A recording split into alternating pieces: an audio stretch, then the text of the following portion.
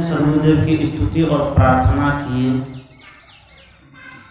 उसके बाद सदगुरु कबीर साहब का बीजक का पाठ हुआ।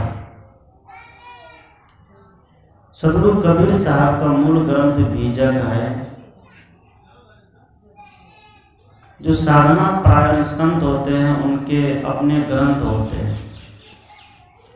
वो अपने सारे अनुभव की बात को उस ग्रंथ में संग्रहित कर देते हैं, ताकि हमारे नहीं रहने के बाद भी व्यक्ति इससे सीख लेकर के अपने जीवन को सजावे संवारे।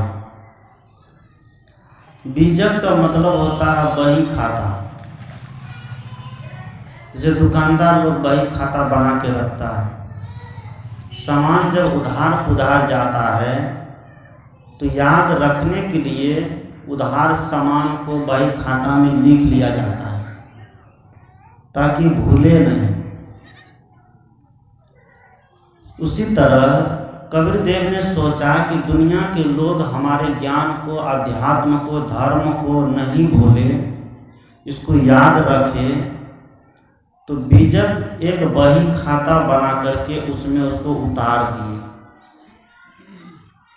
कबीर साहब ने खुद कहा कि बीजक वित्त बतावे, जो वित्त गुप्ता होए, ऐसे धन बतावे जीव को बूझे बिरला कोई। बीजक मतलब छुपा हुआ धन, जो धन पता नहीं चलता है, छुपा हुआ है, हमारे पास है, लेकिन उस धन का पता हमको नहीं है। धन का पता जैसे चल जाता है तब व्यक्ति बाहर धन खोजता है क्या? नहीं खोजता है। धन का पता नहीं होने के कारण व्यक्ति बाहर धन खोजता है। एक बूढ़ी माई थी, उनका बेटा पंजाब में रहता था, पढ़ी लिखी नहीं थी। बूढ़ी माई को पैसे की जरूरत जब पड़ी, बेटा को फोन किया कि हमको पैसा दे दो। बेटा ने क्या किया, वहाँ से पैसा भेजा। तो पैसा कैसे भेजा, उनका साथी लोग जो पंजाब से आ रहा था उनको चेक काट करके दे दिया। तो पैसा भर के दस्तखत करके चेक काट के दे दिया कि माँ को दे देना, वह बैंक में जाकर के चेक भांजा, लेकिन पैसा उनको मिल जाएगा ना। बूढ़ी माई को जब उनका साथी वह कागज ला के दिया, चेक, वो तो पढ़ी लिखी थी नहीं, उसने क्या किया, उस कागज को मोड़ सोड़ के रख दिया घर में। वो सोचती है कि हम बेटा से मांगे पैसा, ये हम कागज ला के दे दिए, कागज हम कौन सी करेंगे। उस चेक को मोड़ सोड़ के, हमारी माताएं जानते कैसे 10 टकिया अगर मिल जाए तो मोड़ते मोड़ते ATM में बांधती है। यही ATM है, इतना मोड़ सोड़ के एकदम छोटा बना देते हैं। उस चेक को मोड़ते मोड़ते मोड़ते एकदम पूरा उसकी जान ले लिए। अब बेटा को बार बार फोन करे, पैसा भेजो पैसा भेजो। बेटा ने कहा कि पैसा तो हम भेज दिए हैं, चेक काट के भेज दिए हैं, बैंक में चली जाओ, उनको भंजा लेना। ये कुछ समझवे नहीं करेगी, भंजा लेना चेक क्या होता है। कभी चेक देखेगी तब न, कभी चेक नहीं देखी थी, उनको समझ में बात नहीं आ रही थी कि चेक चेक चेक भंजा लो, चेक भंजा लो। ये ऐसे करते करते पागल हो गई। कुछ दिन के बाद तब तक में उनका बेटा आ गया। बेटा ने कहा कि हम तुमको चेक दिए तो जाकर बैंक चली जाती, बैंक में दे दी तो उनको पैसा मिल जाता। उसने कहा चेक क्या होता है। कहा कागज कोई दिया था। कहाँ दिया तो था। कहा कहाँ है, दिखाओ तो। उतना दिन तक उस कागज को इसमें बांध कर रखी, इसमें बांध करके रखी। उनका बेटा आया, चेक लेकर के तब बैंक गई, वहाँ से पैसा निकाल के ले आया। धन हमारे पास है, लेकिन धन को निकालने का तरीका जब मालूम नहीं होगा तो धन निकल पाएगा? नहीं निकलेगा। हारमोनियम हमारे पास हो, मोबाइल हमारे पास हो, ढोलक हमारे पास हो, हारमोनियम में से जब आवाज़ निकालने की, भजन निकालने की कला नहीं हो, ढोलक बजाने की जानकारी नहीं हो, तो भजन नहीं हो पाएगा, कोई भजन नहीं गा पाएगा।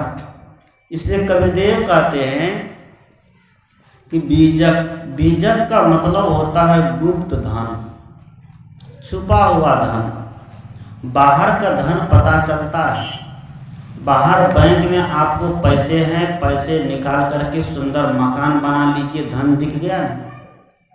पैसे निकाल करके जमीन खरीद लीजिए, पैसे निकाल करके कपड़ा लत्ता ले लीजिए, घर में कुर्सी पलंग टेबल बना लीजिए, गाड़ी घोड़ा खरीद लीजिए। पैसा दिखता है, बाहर का धन दिखता है, लेकिन भीतर का जो धन है वह आत्म रूपी धन है। इसलिए कबीरदेव कहते हैं कि बीजक वित्त बतावे। वित्त मतलब धन। इसलिए देखते हैं वित्त मंत्री हमारे राज्य में मांगते हैं कि वित्त मंत्री अभी कौन है, कैसे यो वित्त मंत्री निर्मला सीतारमण। अभी वर्तमान की जो वित्त मंत्री है निर्मला सीतारमण है। वित्त मंत्री मतलब धन की लक्ष्मी, धन की देवी, धन संपत्ति। वित्त का मतलब होता है धन। बीजक वित्त बतावे। बीजक जो है वित्त बताता है, छुपा हुआ गुप्त धन को बताता है, जो धन गुप्ता हो। और ऐसे शब्द बतावे जीव को बूझे बिरला होई। सदगुरु कहते हैं इस जीव को ऐसे शब्दों के माध्यम से बता देता है, कोई बिरला ही बूझ पाता है, कोई बिरला समझ पाता है। वही प्रवक्ता लोग बोल रहे थे कि आज की युवा पीढ़ी सत्संग में नहीं बैठते हैं। इस शब्द को आजकल के युवा पीढ़ी समझ नहीं पा रहे हैं, क्योंकि आजकल की पढ़ाई ही कुछ अलग हो गई है। इसी पर से अगर भोजपुरी वाला भजन गाने लग जाए, भोजपुरी धुन वाला, तो देखिए लड़का लोग कैसे समझता है, समझेगा कि नहीं? वह तुरंत समझ जाएगा। वो अगर कहीं एकांत में बैठा भी होगा, गुप्त रूप से बैठा भी होगा, तो तुरंत आ जाएगा सत्संग में बैठने के लिए, क्योंकि उनको वैसे शब्दों के माध्यम से जगाइए, उनको शब्द दीजिए, तभी सत्संग में आकर बैठेगा, नहीं तो आज बैठने वाला नहीं है। और सत्संग जो है रस भरी बात होने की जगह नहीं है। सत्संग वह जगह है जहाँ जाने से व्यक्ति का मन शांत हो जाए। मन जब व्यक्ति का शांत होता है तो नींद आती है। मन अगर चंचल रहेगा, इधर उधर दौड़ेगा, तो नींद भी नहीं आएगी। सत्संग में जब व्यक्ति बैठता है तो मन उनका शांत हो जाता है, मन के सारे क्लेश दूर हो जाते हैं। इसलिए बहुत लोग को देखिए सत्संग में सोने लग जाता है, और नाच की जगह में, तमाशे की जगह में वो बैठा रहेगा, रात भर बैठेगा, तो उनको नींद नहीं आ सकती है। कबीरदेव कहते हैं कि बीजक छुपा हुआ धन को बताता है, गुप्त धन को बताता है। और गुप्त धन क्या है? जो वित्त गुप्ता हुए, यह आत्मा रूपी धन। इस आत्मा रूपी धन को बीजक बताता है। पहले के समय में धन होते थे गौ। इसे सदगुरु ने कहा कि गौधन, गजधन, बाजधन और रतन धन, खान। पहले गौधन, गजधन, गज मतलब हाथी घोड़ा, गौधन गाय। गाय को सबसे बड़ा धन पहले माना जाता था। आज गौवंश धन नहीं रह गया, हाथी घोड़ा धन नहीं रह गए, गहना जबर धन नहीं रह गए। आज धन क्या हो गया है? रुपया पैसा। आज जिसके पास जितना पैसा है, जितनी संपत्ति है, वो उतना बड़ा आदमी है। पैसे के बल पर आज व्यक्ति किसी को अपने बस में कर लेता है। पैसा का प्रलोभन जब मिलता है, तब क्या कितना बड़ा दुर्वासा ऋषि क्यों न हो, वह भी अपना मन को समेट लेता है, समेटता है। तो पैसा जरूरी है, धन को ठुकरा नहीं सकते हम। जो लोग कहते हैं कि धन क्या है, कुछ नहीं है, धन नहीं होगा तो व्यवहार नहीं मिल सकता है। इस गांव, ये समाज, ये घर, ये परिवार को हम सही तरीके से चला नहीं सकते हैं। बच्चे को सही शिक्षा दे नहीं सकते हैं। क्यों? हमारी राज सत्ता जो है अर्थ से चलती है, वह अध्यात्म से नहीं, अर्थ से चलती है। राज चलाने के लिए अर्थ चाहिए। आज कोरोना काल में हमारी सरकार ने इसको सिद्ध कर दिया कि देश चलाने के लिए पैसा हो, कर दिया था कि नहीं। कोरोना के समय में सब विद्यालय बंद, सब सत्संग भजन बंद। जिस देश को कहा जाता कि विश्व गुरु कभी कहलाता था, हमारा भारत विश्व गुरु, भारत को एक दर्जा दिया गया। जब कोरोना आया तो उसमें विद्यालय बंद, शिक्षण संस्थान बंद, धार्मिक संस्थान बंद। लेकिन जिस देश को विश्व गुरु कहा गया, उस देश में कोरोना काल में शराब की दुकानें खुली हुई थी कि नहीं।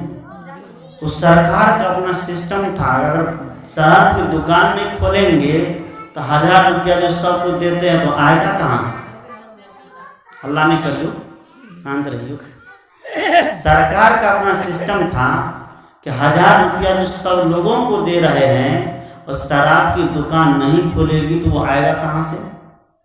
शराब की दुकान, बोतल बिक रही जो 200-150 रुपये में, शराब कोरोना काल में उसका 2000-1500 रुपया बिका कि नहीं। तो सरकार देश चलाने के लिए कुछ भी कर सकती है। वो अपने धर्म को भी छोड़ सकती है। जिस देश को धार्मिक देश, विश्व गुरु कहा जाता है, उस देश में शिक्षण संस्थान बंद है, धार्मिक संस्थान बंद है, सत्संग भजन बंद है, लेकिन शराब की दुकान खुल रही है। तो उस देश को पाताल में जाने से कोई बचा सकता है क्या? कोई नहीं बचा सकता है। उस देश को भगवान ही जाने, ऊपर वाला ही जाने। जो लोग कहते हैं ऊपर वाला, वह देश ऊपर वाला के ही भरोसा चल सकता है। श्री कबीरदेव कहते हैं कि वित्त, छुपा हुआ धन, जो छुपा हुआ धन है वो हमारे अंदर है। वो कौन है? राम, जिसको मीराबाई ने कहा कि पायो जी मैंने राम रतन धन पायो। मीराबाई को जब भीतर का धन मिल गया, छुपा हुआ धन, तब वो नाचती है, खुशी में मग्न होकर के। राजघराने में रहने वाली मीराबाई राजकुमारी थी, कोई चीज़ की कमी नहीं, आलीशान भवन,